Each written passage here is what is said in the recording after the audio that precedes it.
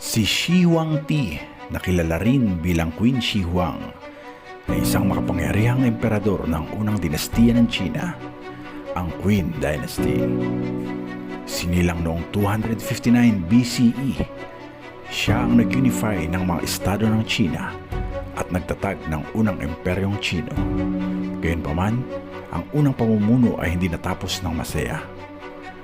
Noong kanyang huling taon, si Shi Huangdi ay naging obsessed sa kanyang paghahanap ng pambihirang likas na walang hanggang kabataan o immortalidad.